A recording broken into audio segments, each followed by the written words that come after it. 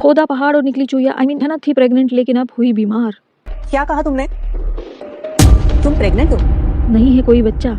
झनक नहीं है प्रेग्नेंट, बल्कि उससे भी बड़ी है कोई बात। आपसे कह रही हूँ, प्लीज मेरे बच्चे का ख्याल रखिएगा। झनक को हो गया है पेट में tumour.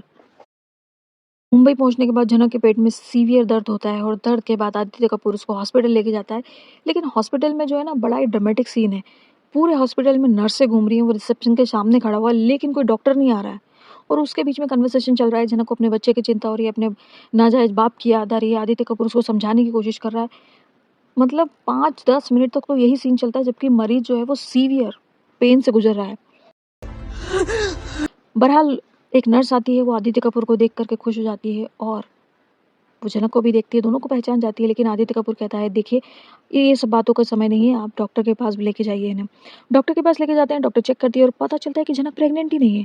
And as per my analysis, मुझे नहीं लगता ये प्रेगनेंसी है। इतने दिनों से जो झनक बच्चे को महसूस कर रही थी और ये सब फीलिंग हो रही थी, जबकि आपको याद होगा पहली वाली डॉक्टर ने ये कहा था कि 1-2 टेस्ट होंगे, उसके बाद ही कंफर्म होगा प्रेगनेंसी है या नहीं है। लेकिन राइटर्स को इतनी जल्दी थी कहानी को आगे बढ़ाने के लिए कि उन्होंने 2 बार टेस्ट करवाया ही नहीं और झनक को सीधे कोलकाता भेज दिया लड़ाई लड़ने के लिए। अब जब वापस आई है तब दूसरा डॉक्टर ये कहता है कि ये प्रेग्नेंट है ही नहीं और हमें 1-2 टेस्ट और करने पड़ेंगे। आप जैसा कह रहे हैं हम वैसा ही करेंगे। और गाइस टेस्ट में निकल के आने वाला है कि झनक के पेट में है ट्यूमर सिस्ट। ट्यूमर है और ये ट्यूमर जानलेवा हो सकता है झनक के लिए, और इसीलिए अनिरुद्ध को बुलाया जा रहा है और इसीलिए इमरजेंसी में अनिरुद्ध आएगा। और इसीलिए आदित्य कपूर अनिरुद्ध को फ़ोन लगाता है और बताता है कि झनक सीरियस है और इसीलिए अनिरुद्ध भी मुंबई वापस जाएगा। बट हाउ अबाउट बच्चा? डॉक्टर अभी भी कह रही है कि बच्चा हो सकता है, कुछ टेस्ट तो अभी कराने होंगे, इसके बिना सिचुएशन को समझना थोड़ा मुश्किल होगा। लेकिन पहले हम इसके टेस्ट करना होंगे, हमें इसे एडमिट करना होगा हॉस्पिटल में। वहीं अनिरुद्ध जो अपनी बात पर अडिग था कि मैंने कुछ नहीं किया है, मैंने कुछ नहीं किया है, मैंने कुछ नहीं किया है, आज ये बात सच होती हुई नजर आ रही है, क्योंकि अब हीरो को हीरो दिखाना है। और साथ ही साथ आदित्य कपूर और झनक के बीच कन्वर्सेशन होती है। आदित्य कपूर बार बार ये कह रहा है कि मैं तुम्हारा ख्याल रखूंगा, मैं तुमसे प्यार करता हूँ, मैं तुम्हारे बच्चे को एक्सेप्ट करूंगा। वहीं झनक कहती है कि हम अपने जीवन में एक बार प्यार करते हैं और मैं प्यार कर चुकी हूँ अनिरुद्ध से। और मैं प्यार कर चुकी हूँ सर जी से प्यार करती हूँ।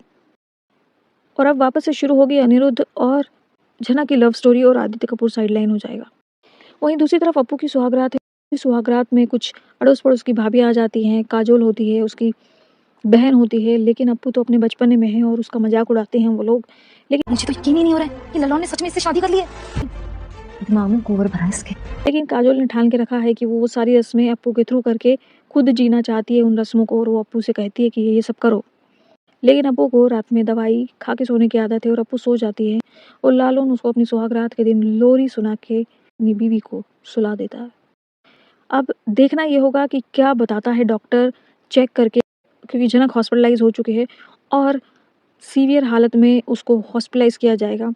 चांसेस ये भी हैं कि क्योंकि बच्चा भी ना हो, प्रेग्नेंट भी ना हो, क्योंकि अगर ट्यूमर है तो वैसे भी बच्चा तो हो ही नहीं सकता है। तो आपको क्या लगता है ये सारा ड्रामा, ये जो सारा मेकर्स ने बेवकूफ़ बनाया है इतने दिनों से व्यूअर्स को, आपको क्या फील होता है? आपको हार्ड फील हो रहा है या पहले से ही पता था? Please comment below. वीडियो अच्छा लगा हो तो लाइक कर देना, चैनल अभी तक सब्सक्राइब नहीं किया हो तो प्लीज़ सब्सक्राइब कर देना। Thank you for watching.